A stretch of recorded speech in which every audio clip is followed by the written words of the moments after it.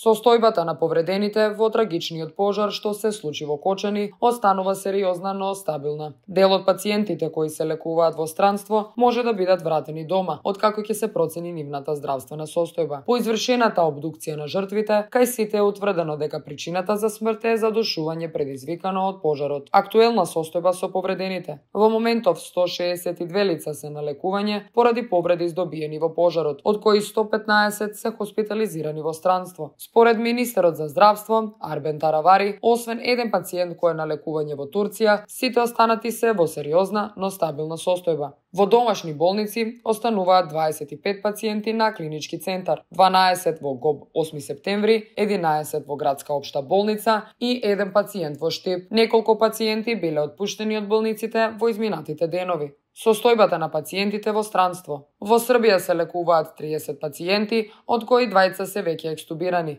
Во Бугарија има 15 повредени, тројца од нив исто така се екстубирани. Во Грција се хоспитализирани 12 пациенти, од кои двајца се во критична состојба. Во Турција 6 пациенти се екстубирани во Анкара, како и уште 6 во болница во Истанбул. Пациенти има и во други земји. Шпанија 7, Австрија 5, Унгарија 6, еден со зголемена температура, друг со кашлица. Хрватска 5, еден интубиран, но стабилен. Словенија 4, тројца во посериозна состојба. Литванија 4, еден екстубиран. Белгија 4, сите стабилни. Италија 4, веќе станати. Шведска 4, двајца сосема стабилни. Полска 2.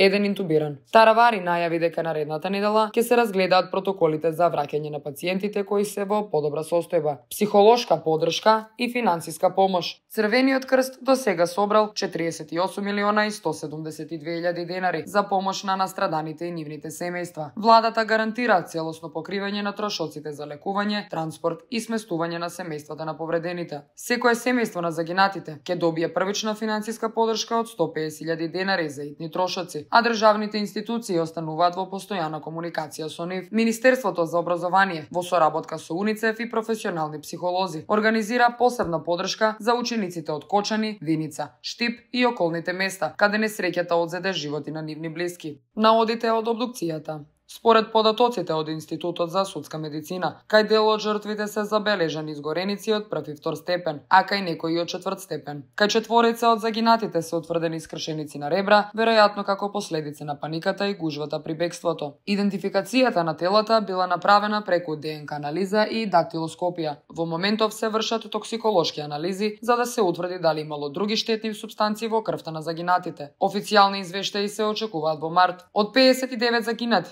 70% биле на возраст меѓу 16 и 29 години, од нив 16 биле жени, а 43 мажи. Затварање на угостителски објекти. По откритието дека дискотеката Пулс работела со фалсификувана лиценца, државните инспектори извршија контроли на повеќе објекти. 13 угостителски објекти остануваат без лиценца поради неисполнување на минималните технички услови. 5 дискотеки со истечени лиценци добија забрана на работа. 30 други угостителски објекти се со неправилности, од кои 2 веќе се затворени. Министерството за транспорт кое провери 643 лиценци, најави одземање на 97 лиценци поради непочитување на законските регулативи. Истражни постапки. Управата за финансиска полиција и другите истражни органи започнаа голема акција за откривање неправилности во финансиското работење на ноќните клубови. Тие ќе испитуваат дали имало даночни затајувања и финансиски злоупотреби. Трагедијата во Кочани однесе 59 животи и предизвика над 190 повреди. Државата продолжува со поддршка на повредените и нивните семејства, а институциите работат на превенција од слични катастрофи во иднина.